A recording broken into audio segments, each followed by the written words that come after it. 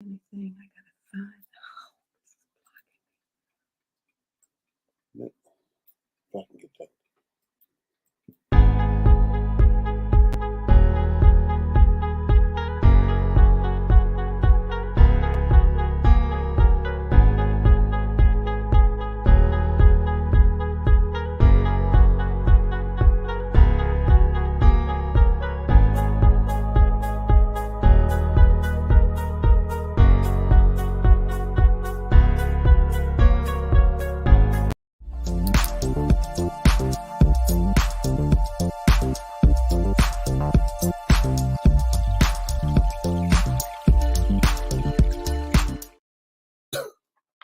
Hi there, I'm Dr. Bosh P. Jordan Jr., the pastor and founder of Hope Alive Outreach. We're here today with the Hope Doctor Speaks to give a message of hope. Our mission is to give hope to persons who suffer from the disease of addiction, primarily drugs and alcohol. So we'd like for you to call your friends, text them, email them, tell them that the Hope Doctor is on the air right now. Also, we'd like to let you know that every first Wednesday at 6 p.m., we had a little technical difficulties today. That's the reason why we're a few minutes late. But we do thank and praise God for you all being present here with us.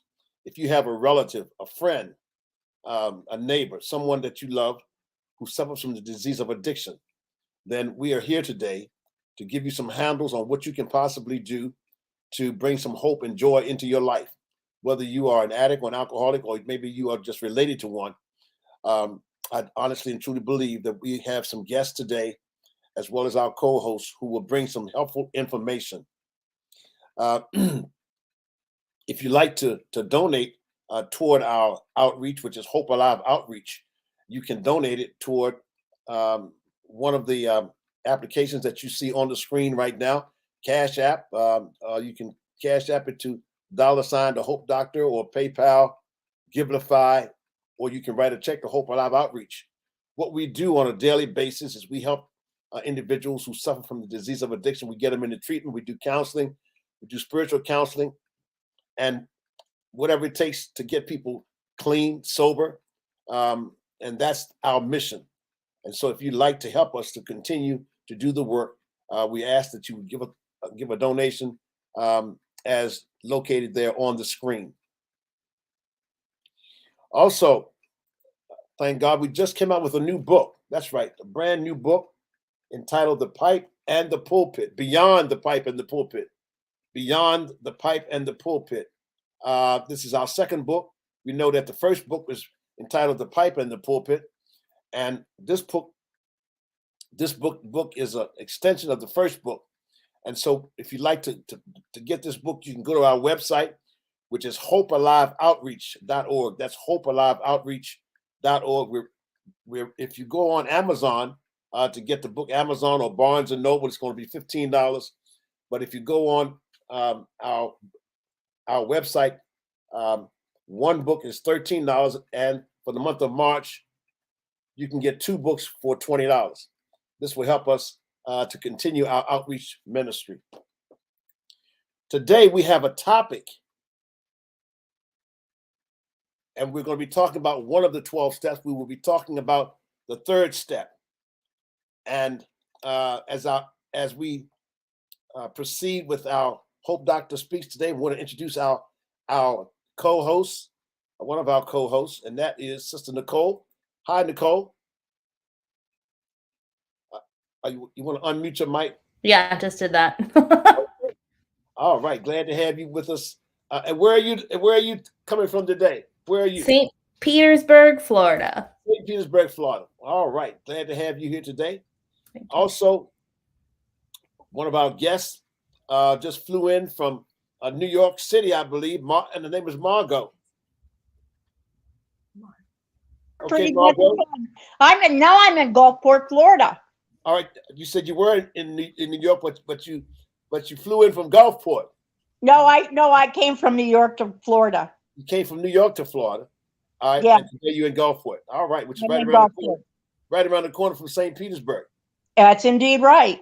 All right. Well, we have someone who just flew in from the Poconos, and that is Brother Hodge. How you doing, Brother Hodge? You want to unmute yourself, please? That would be I, helpful. I am fine and dandy. And I want to thank you for the invite. Yes. Thank you so much. All right. In discussing step 3 today, what I'd like to do, first of all, and our other co-host, Brother Clay, is on call today.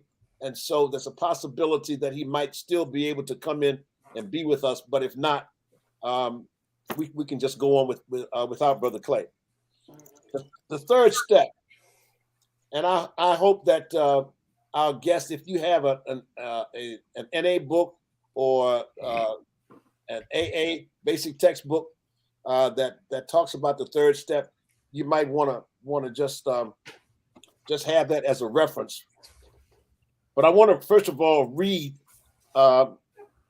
this third step from the 5th edition of the basic textbook of Narcotics Anonymous. It says, the third step is, we made a decision to turn our will and our lives over to the care of God as we understood him. As addicts, we turned our will and our lives over many times to a destructive power. Our will and our lives were controlled by drugs. And we can also include alcohol in that. Mm-hmm. We were trapped by our need for instant gratification that drugs and alcohol gave us. During that time, our total being, body, mind, and spirit was dominated by drugs. For a time, it was pleasurable. Then the euphoria began to wear off, and we saw the ugly side of addiction. We found that the higher our drugs took us, the lower they brought us. We faced 2 choices. Either we suffered the pain of withdrawal or took more drugs. We found that all we needed to do was to try if we were to accept the concept of God. When we gave our best effort, the program worked for us as it has worked for countless others. The third step does not say, and I like this part, it does not say we turned our will and our lives over to the care of God. It says we made a decision to turn our will and our lives over to the care of God as we understood him. We made the decision. It was not made for us. This decision is based on faith. We simply realize that there is a force for spiritual growth that can help us become more tolerant, patient, and useful in helping others. Next is what we call the third step prayer. Many of us have said, take my will in my life, guide me in my recovery, show me how to live. I'm not going to read all of this step, but I'm going to just come to the close of this third step. We have surrendered our will and our lives to the care of a power greater than ourselves. If we are thorough and sincere, we will notice a change for the better. We're slowly beginning to lose the paralyzing fear of hopelessness. The proof of this step is shown in the way we live. In our discussion today on this third step, I'd like to call on Margot first, or either one of you all can jump in here and talk about your relationship or your ideas about the third step as it relates to this question. How did you come to do a third step? Well, I did mine with my sponsor. I did the first, the second, and the third step. And as I continued on with the steps, I had a little bit of an advantage because, you know, one of the things that for a lot of us and myself too is that, you know, I've always felt that I can just decide by myself just what I need and what I think and how I should do it, how I should act. It's called independence. But I did have belief in God. I just had not associated, if you will, with him for a very, very long time.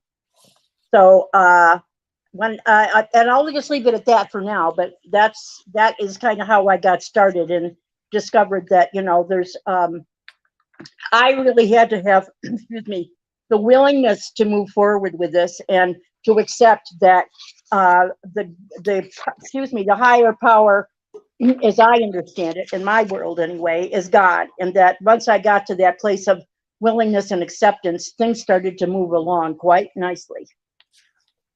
Okay. I like you use the word willingness. Yes, willingness. Brother Hodge, that question, how did you come to do a third step? It was because of complete defeat. It was because I had reached what they call the end of the road, and I just could no longer function as a human being with or without drugs. So they related to me that there was one alternative, that I could continue on as best I could to the bitter end. Jail, been there, done that. Institutions, been there and done that. Or death, been there, almost did that, but I found a new way to live. So it was surrender to the disease of addiction. And they asked me, surrender to win. Now that was interesting. Surrender to win. And once I stopped, there was a pain. That pain was a motivation. It drove me to first learn how to ask for help.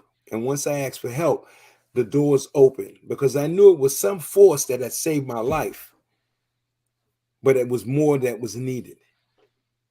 So by asking for help, by going away, I lost the illusion, and I came to the realization that alcohol is a drug. And they gave me a rude awakening, because they say alcohol and drugs were just a symptom of the problem. So I decided to do what I had to do. Surrender to win. And I produce honesty, open-mindedness, and willingness. How long have you all, when we talk about Narcotics Anonymous, NA, we talk about our length of time being in recovery. When we're dealing with Alcoholics Anonymous, we talk about sobriety. Let's talk about that just for a moment, and how you came to the decision to stop using a drink or a drug. Well, this is Margot. I would say mine was certainly a bit of desperation, and unknowing at the time it was God opening my eyes, although I did not know that. He already had a plan for me to be successful, and I didn't know that either. But briefly, my sister is also an alcoholic, and she doesn't mind that I say that because she's recovering. And I had watched her over the last few years when I came back to New York anyway, and just saw what a travesty her life had become. And she'd been in and out of some long-term care for a couple of times, and wasn't seeing results. Well, anyway, one day I decided, when she went back in, I thought, I think I'm going to do one of these outpatient things, and I'm going to find out about alcoholism. I don't think I'm an alcoholic, but because I like to drink, but I think I'll just go in and learn about it and see what that's all about. So after I was there, I was actually there for, I think, 2 months, and it was the best decision I had ever made, because I did learn that alcohol had control over me. I did not have control over it. And that, there was this hole within my soul that I was trying to fill with alcohol. And, as a way out, as a way around life troubles, etc. And one of the things that ended up happening as a result of my doing this outpatient is that they were very big enforcers of AA meetings. And that's where I went, and I learned even more and found my sponsor. Although I must say, I was not willing to accept truly that I was an alcoholic. I really didn't want to stop drinking. I just knew that I needed to. And so it was probably a good at least 2 weeks of meetings, and I went to 2 every day. to give me the strength to continue on. I could not say, hi, my name is Margot, I'm an alcoholic. I could not bring myself to do that. Would you say that any of you all thought that you might possibly have a problem before you went into treatment and before someone else brought it to your attention? Could you repeat that, please? Was there a time in your life when you thought that you were either an alcoholic or an addict before someone else brought it to your attention or before you went into treatment? Somebody else want to answer that, or are you asking me? Well, I knew that something was wrong. I always was a husky person. And I looked in the mirror one day and I could see my ribs.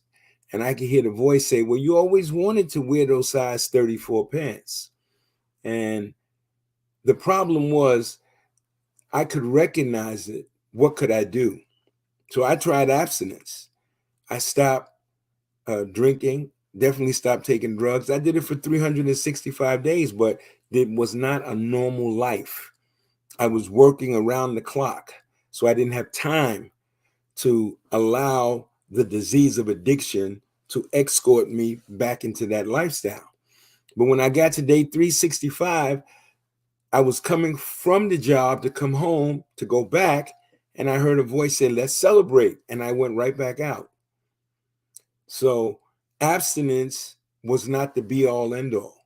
The next thing with abstinence was, I was associating with people that the God of my understanding sent to my house. And it was great. I thought I had arrived. And they said, well, give Brother Hodge a drink. Some rum and Coke. I just put a little ice and a lemon on it. And I sipped it. About 15, 20 minutes, 45 minutes later, I'm back at the crack house with the suit on saying, pass the pusher, please. And not understand, well, how the hell did this happen? See, it was the information, the lack of information. First week in detox, they said alcohol is a drug. Revelation. That opened up the door. That cut the light on. But as Margot said, they said, go to AA and they will help you stay clean and sober. I said, well, where do they go when they smoke crack? They said they go to NA, but they never stay clean. So I went to NA because I still didn't believe alcohol was the problem. I thought alcohol might have been associated, but not the problem. So that's how I entered into the recovery field. And I was a model citizen, as they said in the treatment center. And I found out that there's no such model for a recovering addict. We each have a different way of doing it. The goal is staying clean must come first. Nicole, do you have a response to any of that? I really loved what you just said about there is no one way, because I think, in a lot of sense, or in a lot of ways, meetings are run by human beings. And sometimes we get caught up and think that there is one way. And we forget that there are just suggestions, and we have people from different walks of life and experiences and things like that. And it's so, so important to use the suggestions and also remember that everyone has their own path. And I love that the programs make space for that. Excellent. I'd just like to speak to those who are watching. If you have a comment or you have a question, please put it in the comment section or in the chat so we can address your concern.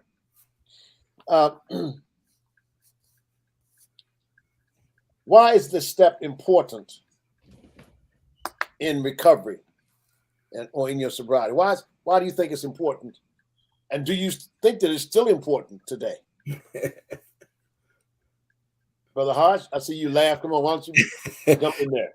Yes, well, this step is the jump off, because the previous 3 steps laid a foundation. And this foundation was set in a course. And the course was like, they told me these steps come in order. So by following the order of the step with a sponsor, a home group, a support group, a net that works, I was able to build on something. And that was very important because I knew at this point, before step 3, I knew that I could stay clean, but I wanted all that the program had to offer. I wanted all that it had to offer. So step 2 said there was a need for faith and sanity because you didn't have a working relationship with the God of your understanding. And like Margot said, if the word God causes you a problem, it's used in these 12-step fellowships to mean whatever force or whatever works for you. And that was important. That made it inclusive. We did not separate. We came together in the spirit of unity. And that unity was based on that an addict, any addict, could stop using and find a new way to live. That was important. So step 1, that admission, plus the fact that it had to be done perfectly. Step 2, there was a need. I came to believe. I came to believe. Step 3 was critical because most people, when they see God or turning will and life over to God, it slows them up. But they made it very plain that the concept in these fellowships is not based on dogma. And I say that respectfully. It's based on spiritual principles. And the step after step 3, step 4, helps us to understand about moral. We're not talking about a standard or set way to be looked at. The end of the 3rd step said this step is shown in the way you live. And that was very important. So believing that it would work for me could be seen as it worked for others. The fact that people were staying clean. And that was the key. So the 3rd step became paramount because it made it very plain that it was a decision. I made this decision, not the judge, not the mother, not the wife, not the parole officer. I made this decision. And it implied that an action needed to be taken. So in that 3rd step, it said, take my will and my life, guide me in my recovery, and show me how to live clean. And that is a process in itself where you have to face everything and recover. So it says we surrender quietly and let the God of our understanding take care of us. Now, you don't have to be religious because this said that this is a giant step, but they tell us you do not have to be religious to take this step. When I arrived, I heard them saying religion is for those who don't want to go to hell, and spirituality is for those who've been there and didn't want to go back. That sufficed for a time, but there was more behind that. I appreciate this 3rd step because being a person of faith and somebody that worships a deity, I find that these steps help me accept the things I can't change. I can't change anyone but me, but I have to stay on course. I can't afford to stray or wander. Not that I'm going to go pick up a drink or a drug. I would lose the connection that has brought me the protection I need. So I choose to stay in harmony or under the umbrella of recovery that keeps me in touch with a conscious contact with the God of my understanding, which you shared very well today on that show, on that meeting, Conscious Contact. So it's appreciated.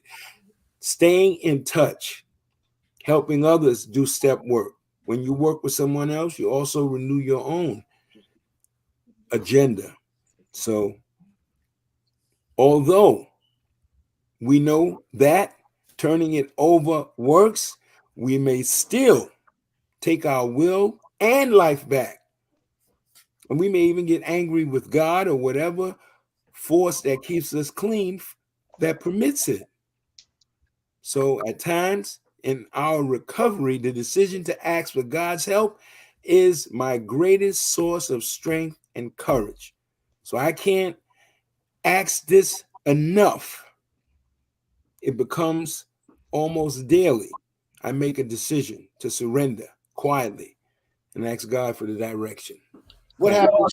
What happens when individuals come into the program? Whether it's no matter what the 12-step program is, and they have difficulty with the God concept. They may think that the God of their understanding, or the God that their parents or someone else brought into their life, is not the God for them. How is that going to affect their recovery? How would you say? What would you say about that? Well, the first thing that we have to do is we have to help them to understand that what was brought to them most of the time was misinformation. God of my understanding is not my mother's God. See, this came about because of having a spiritual awakening. You smoke crack cocaine, you have spiritual awakenings. You have interludes into the spirit realm. And I don't want to scare anybody. I'm not talking about the boogeyman. I'm talking about entities that once we cross the line and we start using drugs, now it uses us. So we came in contact with something. And because of prior history, some people to this day, they don't want to know anything about organized religion. I don't believe all religions lead to the same place. I don't believe that. Show me what you're practicing, and I can show you if you are working in harmony with the power greater than. So it was to convince them that when you get to the third step, this is not where the religious aspect comes in. They ask us in a piece of our literature, we rarely discuss our religious beliefs. I'm not here to proselytize, convert, or advertise. That's private. That's personal to me. And there may be someone out there who is wanting help and they just need to feel that assurance. So when we use God, it could mean a group, it could mean the program of whichever fellowship, or you could just simply call it God. And you don't have to use it. Yeah. Let me. Some years ago, I was passing a church in Baltimore. It was a hot summer day, and I looked out my window, and I lived right next door to the church on a very busy street. I looked out the window, and there were approximately 100 addicts right in the block, and it was like the block where the church was and the parsons where I lived. The block was like about maybe 50 yards long, so it wasn't a big block. So I looked out and saw about 100 addicts out there standing next to the church, standing in front of my house, and I became righteously indignant, and I grabbed my Bible and I ran outside, and I had heard about the power of the power of the name Jesus. And so I went outside, and I had my clergy collar on, and I had my Bible in my right hand, and I was hollering. I said, "In the name of Jesus, you have to leave here." And I was walking up, down the steps, up the sidewalk, back down the sidewalk, on the other side of the sidewalk, and the people moved. I mean, they moved like it was a bulldozer coming through there. And so when everybody had left, I went to turn around, and there was a woman behind me. She tapped me on the shoulder and asked me a question that I would never forget. She had to be about 35 or 40 years of age, African-American woman. She tapped me on the shoulder and she said these words, "Who is Jesus?"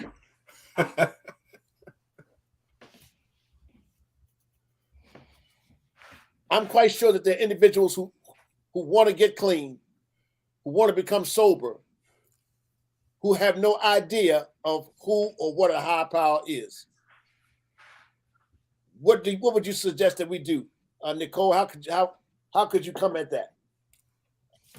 I like this. There's in the big book, there's this sentence, and it says, "To us, the realm of spirit is broad, roomy, all-inclusive, never exclusive or forbidding to those who earnestly seek." I am not someone I don't consider myself religious. I don't go to church. I don't do any of those things, really. I was raised Catholic, which has influenced how I approach my spirituality. But the thing is like, we don't have to name it necessarily. And I think that's important. And I think that it can be really, really difficult to separate ourselves from the God of our upbringing or of our parents or of whatever else, because that stuff existed in really formative years. And so it can be hard to let that go.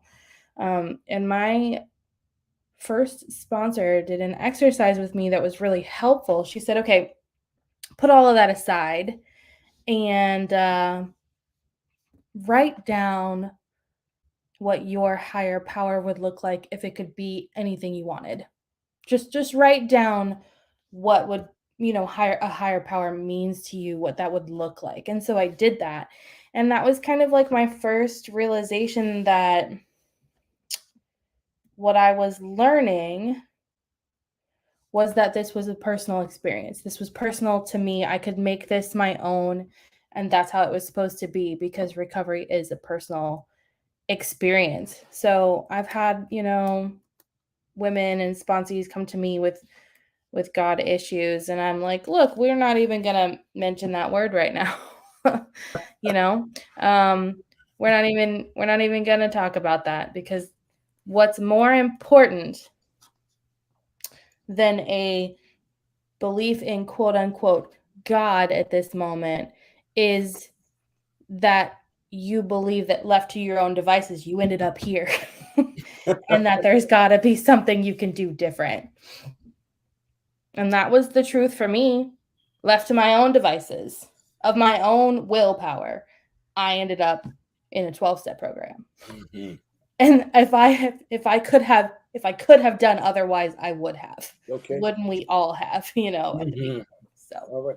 Margot, could you put the camera on, please, so we can see you? Sure. In your face, yeah. I'm quite sure we've heard, well, if you don't have a God, I'll loan you mine. What do we think about that? Is that functionable? Is that possible? Is it feasible? Does it work? Have we ever tried that?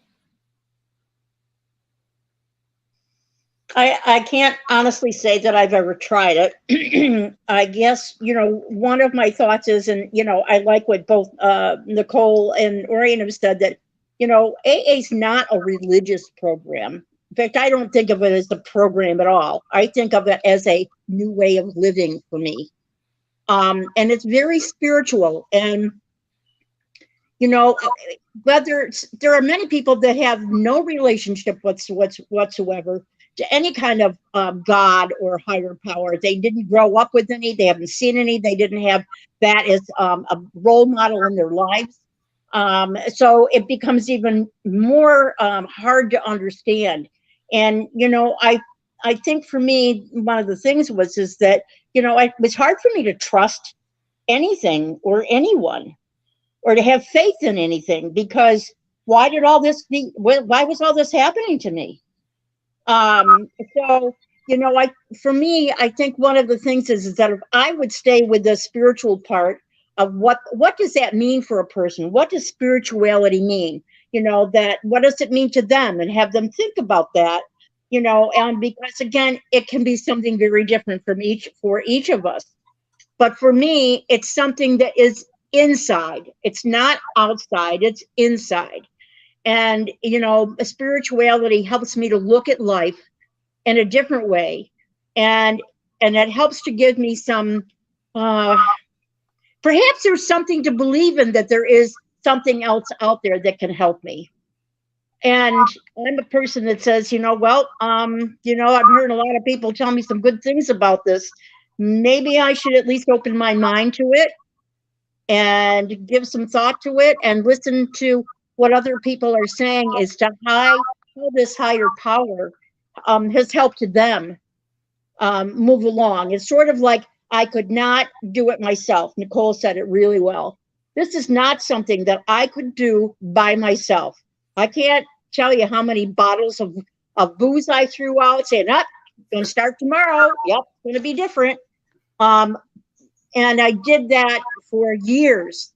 I didn't come into AA. I came into AA after drinking for 40 years. So one of the things I want to say is it's never too late. So how much alcohol did you throw away? How many? Oh, I couldn't even begin to imagine. I did it Really? many, many, many times. Did you ever Just throw it knowing that away? I got to stop this. I got to stop this. I feel awful. I feel miserable the next day. You know, what do you mean? It's 3 o'clock in the afternoon and I'm saying to myself, oh, I can't wait to go home because I can drink. Okay, so when you It's threw become the my alcohol, life. when you threw it away, did you pour it out, or did you just throw the bottle away? And did you ever come back and get the bottle and drink it? No, I poured it down the drain. Okay. All right. But that didn't mean I didn't go out and get another bottle at some other time. Yes. You know, that was the challenge. Was I could not do this on my own. And I didn't realize that it wasn't willpower, that's not what this is about, willpower. It's about willingness to be open to change, to be open to that there's a possibility that this is a way that I can become a happier person, a more wholesome person, a person who loves life and is enjoying it and doesn't need that crutch to hold on to make everything go away, you know, to just really enjoy life as it has been presented to me. I believe, yes. Go ahead, Brother Hodge. Well, in harmony with Margot, in these meetings, these 12-step meetings, there are a number of people that come together. And it is proven that this group of people can produce a spirit of abstinence where you can actually not use a drink or a drug. The thing is, you have to come and get it every day. That is the key. Now, in the midst of a pandemic, most of these 12-step fellowships had to go to a virtual thing. The same thing still prevailed because as they come together and they share their life experience a day at a time, people can identify and not compare, and suddenly they get answers to life's issues because this is still about living life on life terms. So that's why it's important to come together in a spirit of unity and honesty, open-mindedness, and willingness. See, with those three, now you're well on your way. And it works a day, an hour, a second at a time. So any clean day is a successful day. And that's why most of them do not involve any type of religious ceremonies or promotion of, because it distracts the individual. See, if I come in and I start promoting what works for me, somebody may think that all they have to do is get a suit and go hang out with Hodge and they're going to be okay. And a white shirt. And a white shirt. Oh, yeah, well, the white shirt. I got some pink ones and blue ones, but that is not the be all end all. That's not what this is an inside job. Yeah. And because of what we have encountered, we have to be able to understand that me of myself, I cannot defeat the disease of addiction. I need you, Margot, Nicole, and that right there, the four become a higher power. Yes. It becomes a force greater than myself. Yeah, and I can agree with that because when I first came around, after when I got out of treatment, they said go to a meeting, and when I went to the meeting, they started talking about God, and I was really angry at God. Didn't want to hear anything at all about God. I was upset about God. Why are they talking about God? I mean, I was really, and I was sitting in the back of the room, of a Narcotics Anonymous meeting with a suit and tie on, because I thought that's the way I had to come. and they were talking about God, and I was ticked off. But then I heard the words keep coming back. And what happened was the collective energy of the people in the meeting and them collectively saying that I had to get a God of my understanding. And by me keep coming back and being a part of the group influenced me. And I think that it's the same way I started using. I'll never forget the first time that I smoked a joint. I hadn't planned on smoking a joint. I hadn't bought any joints. I didn't know anybody who smoked any, but I went to an alpha party. I was in college. I went to an alpha party, and I went to the bathroom. It was at a in some building in Baltimore, in a basement, but it was a large place. I went to the bathroom. I'm standing at the urinal. These two gentlemen walked into the bathroom, closed the door, locked the door. When they locked the door, I'm at the urinal. I'm looking around. Why are these guys locking the door? They proceeded to go over to the sink, pulled out some marijuana, rolled up a joint, and started smoking it. Now, I had heard about marijuana, but I'd never been up close to it. Talk about the power of assimilation of the group, the we. So when I came over to wash my hands, after I washed my hands, they were passing the joint, and the guy passed me the joint. I mean, he gave it to me like I was one of them. You know, nobody had ever taught me how to say no to drugs. So I immediately, because I smoked cigarettes, I immediately took it and I did what they did.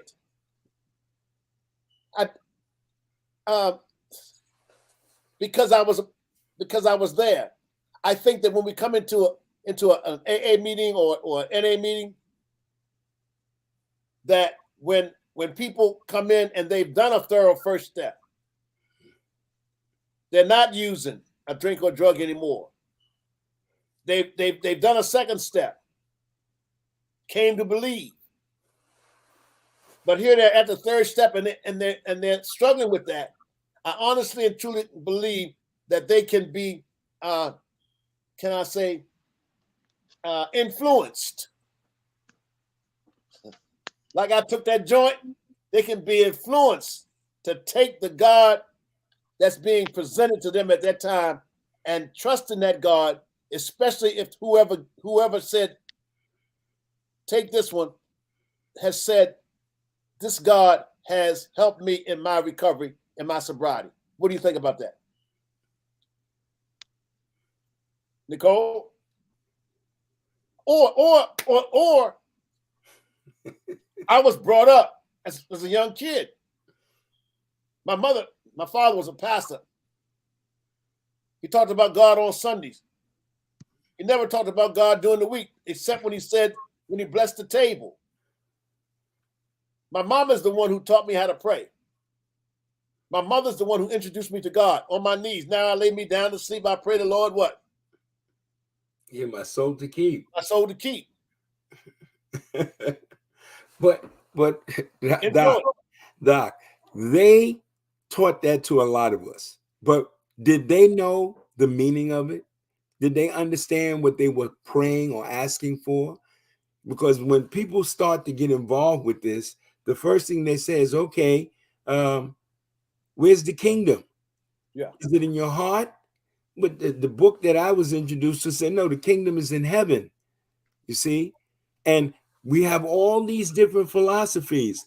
For people that are trying to stay clean, keep the focus on yourself. That means staying clean must come first. Yeah. If you can get that foundation in recovery, then you can go and venture out and try to find out those things to help enhance it. You see? But a lot of people came in, they put down the substance, they went to church, you see, or they got taken out on the cloud of religious zeal and they forgot they were addicts. And then eventually they get a rude awakening because the disease of addiction didn't go on hiatus because you went to church or because you found out who Jesus is. No, it doesn't work like that. So that's why it is a transformation from being a physical person to becoming a spiritually motivated person. And in recovery, there's no forced morality.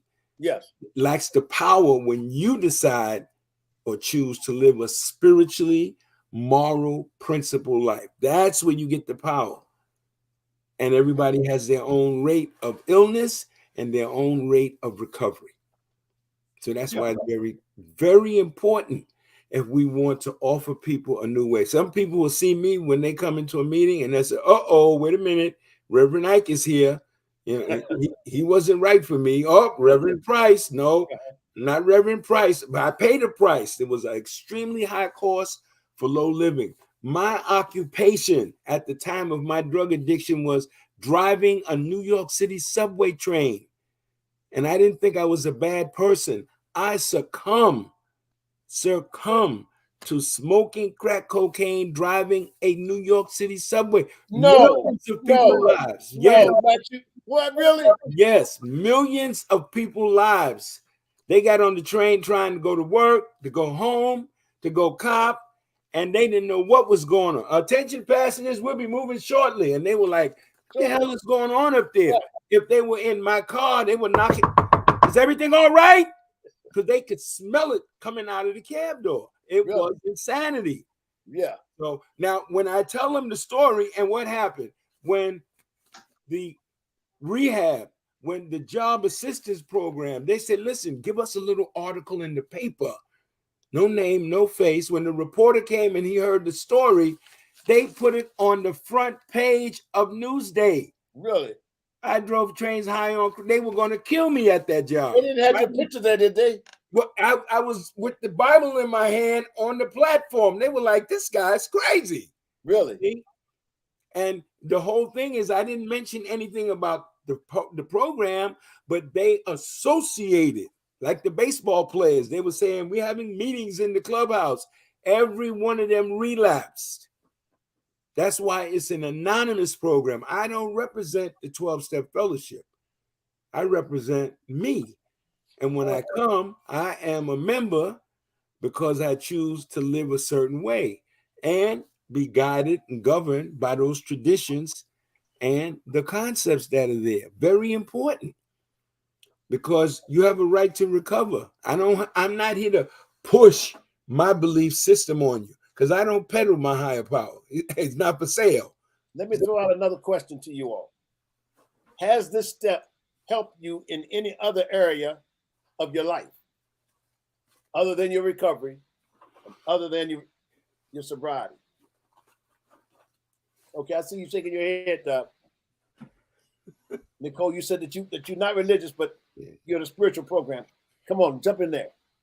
Yeah, not religious, but this step has trained me to first give my will over in basically every aspect of my life. Like I have a tendency to kind of try to force things, right? Like, right now I've been full-time freelance journalist for 5 years, and I'm trying to considering full-time work. And so it's helped me in that area because I like to push things. I like to job search until 10 p.m. until I'm exhausted, because I feel like if I don't do that, I'm going to miss an opportunity.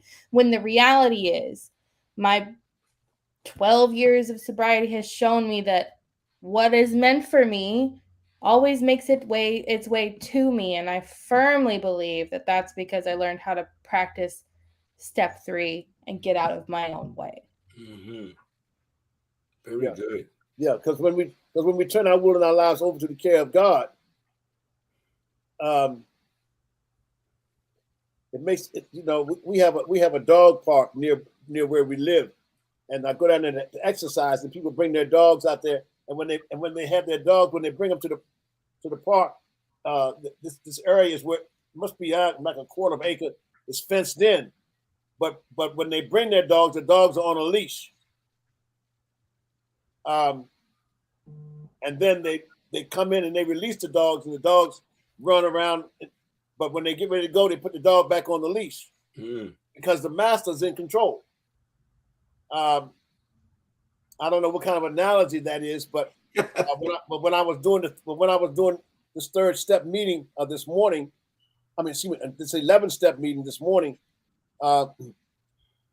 where it says we sought through prayer and meditation to improve our conscious contact with God, as we understood Him, praying only for the knowledge of His will for us and the power to carry that out. I was talking about how important it is to pray to God and seek His will for me in my life. Why? Because I've turned my will and my life over to him. Now the dogs love their master, lick the master in the face and all that sort of thing. But the dog is on the leash for the safety of the dog. I'm on a leash. I'm at the disposal. I'm at the will of my higher power. I don't want to have control in my life. Excuse me. Wait a minute. Let me rephrase that. I'd like to think I'm in control of my life. Right. However, if I've done a thorough third step, I'm not in control of my life. I have turned my will and my life over to my higher power. And if I have done that, I'm going to, if I go in the bathroom today and come from the urinal and go to the sink and they say, here, I don't have to pray about it.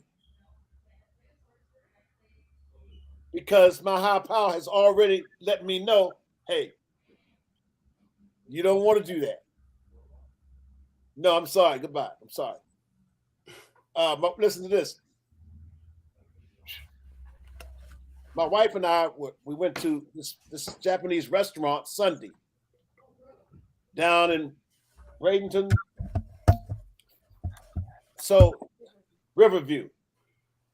So, they cook your food at the table. And so I guess the guy's Japanese and he has this knife and all, he's knocking the knives together and twirling them and all that sort of thing. So he grabs this bottle. You can't see what's in it.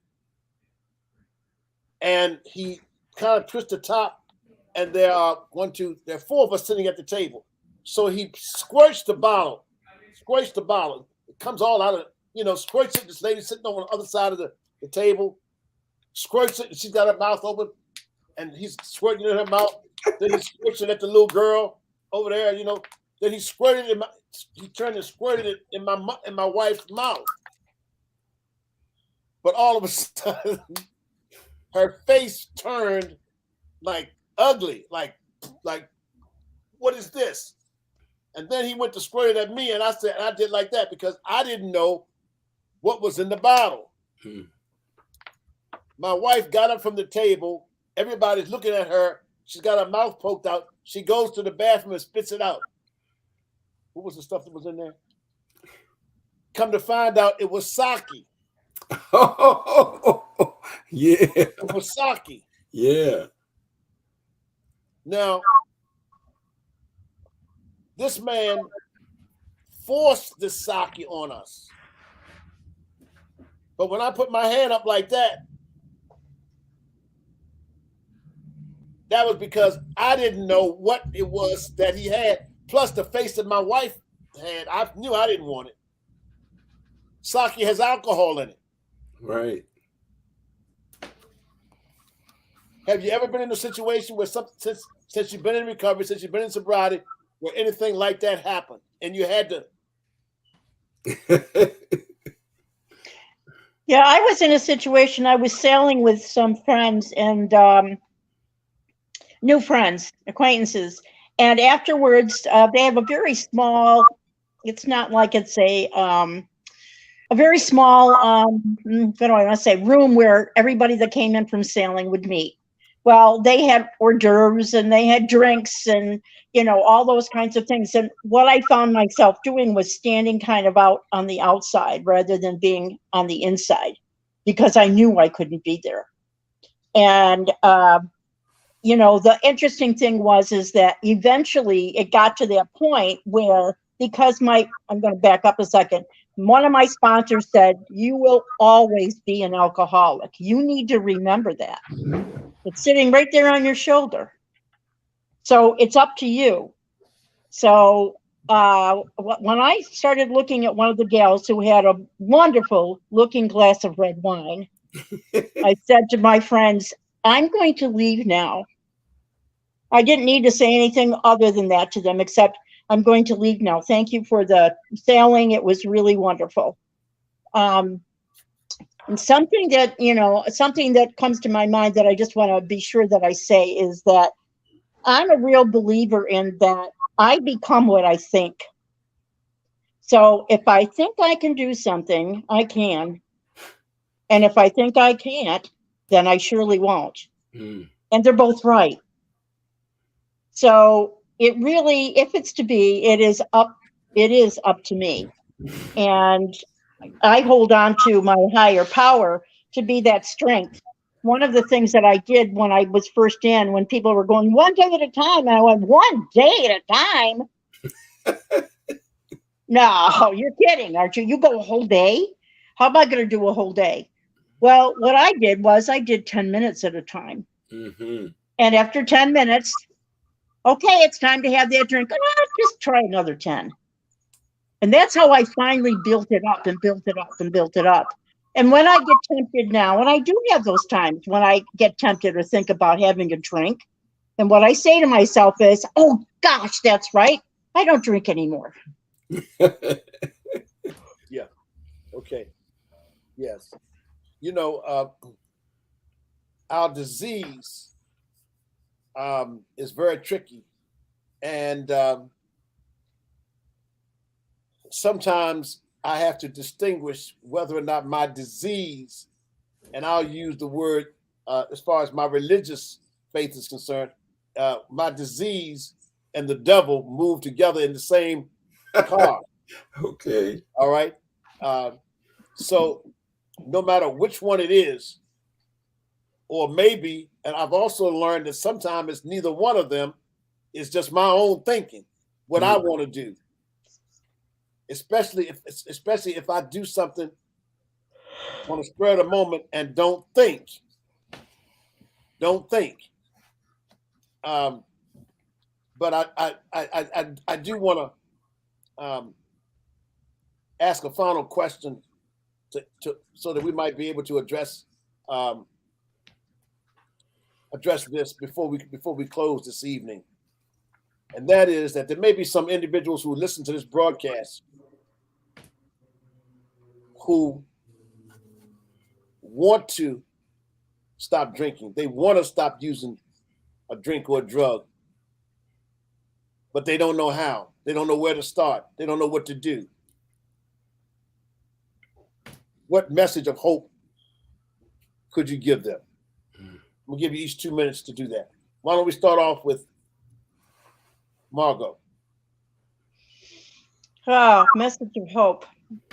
I guess I would share a bit about my own story, not the whole story, but how did I gain that hope and that willfulness to be able to change my life? And one of the most predominant things that happened for me was to learn more about alcoholism and going to meetings. And they aren't the end all be all, but boy, they sure were my instruction. And they were my guidance and they still continue to be, because then I am with others who have like minds, like thoughts, etc. I like what Nicole said when she said we all have our own path. Indeed, we do have our own path, and that's why it's really important for me. It was important for me to find out how am I going to do this, and what am the tools that I have available that are going to help me. And there's tons of tools within AA that certainly are there and have helped me a whole lot. So I think that would be one of the things is that, I come back to what, if it's going to be, it's up to me. I have to change my stinking thinking and get my mind on the right track that says, I can do this. Might be hard, but I've done other things that are hard and I can do this too. No one can argue with your story. Hodge? Well, an addict alone is in bad company. That's the last person that you use with yourself. So the helpline, whether it's NA or AA, get on the helpline, and somebody's going to answer that phone, and you say, I want to stop using. And they're going to coach you into, let's try to do it a second, an hour, as Margot said, a minute at a time. And they have meetings, 24/7 meetings where you can go and just sit, where you don't have to be alone. And you can try to listen, because there's a lot of noise in your head. There's a lot of fear. F everything and run. We learn how to face everything and recover. You know, one of the meditations we have in the program of NA was about success, and how most of us did not become accustomed to success. It was a chain of events that was spiraling downward into desperation, desolation, and despair. And unfortunately, a lot of people have taken their lives because they didn't figure it was any more hope. So it starts with not being alone, and not the people that you drank with, not your quote unquote friends, because they don't understand what you're fighting. Get on the helpline, the hotline. Go to a meeting right on the screen, or you can talk to somebody as long as it takes, so that you just don't use. Eventually you'll fall asleep, and then you can get up the next day, and then we can go from there. It has to start. A journey of 1,000 miles starts with one step. So that's the hope. Thank you. An addict, any addict, can lose the desire to use and find a new way to live. So that is my hope shot. All right. Don't try to do it alone. Thank you. Thank you Yes. for the invite too. Miss Michelle, Miss Nicole. I'm kind of gonna piggyback off of what was just said, because my message was about the healing power of community.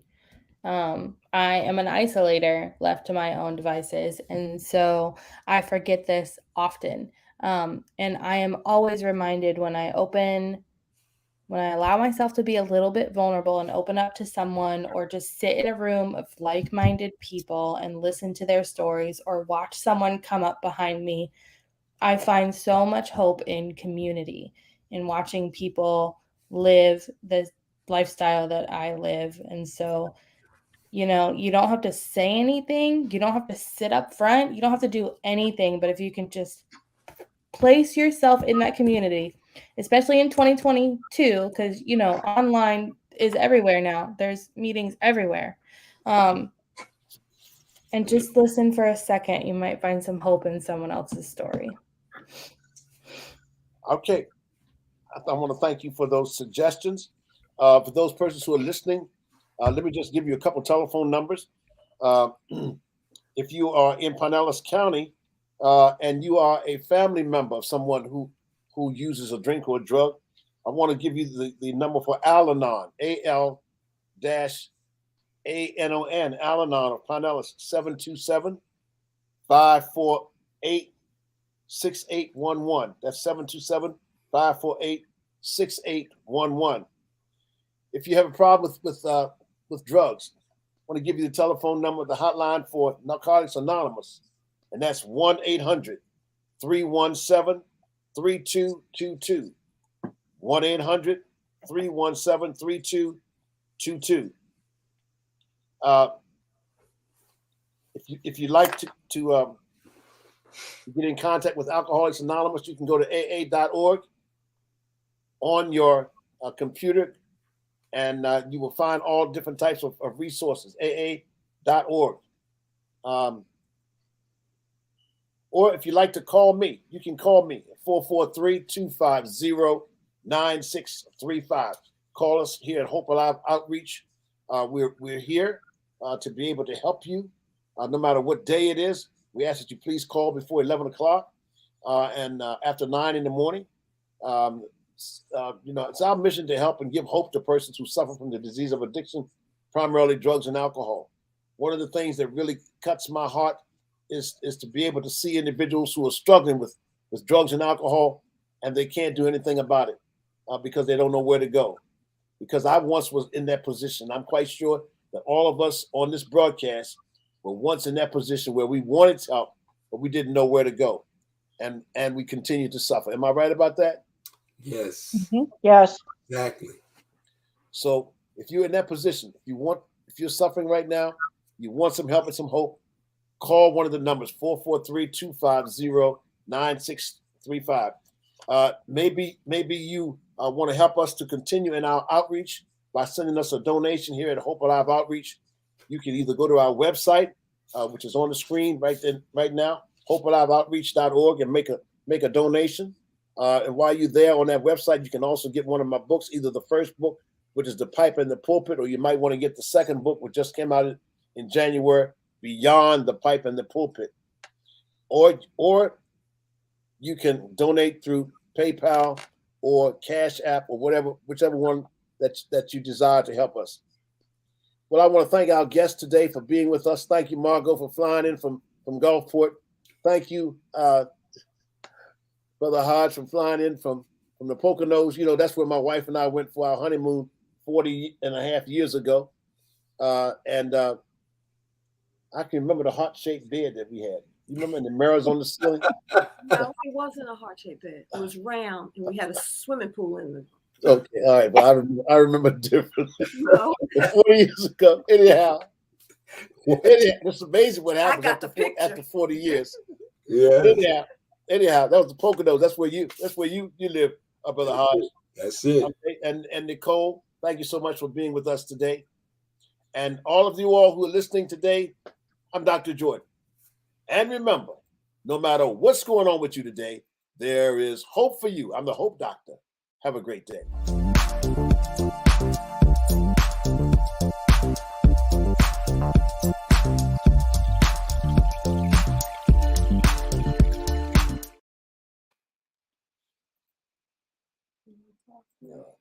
Yeah, just take it all off. Yeah. And the broadcast.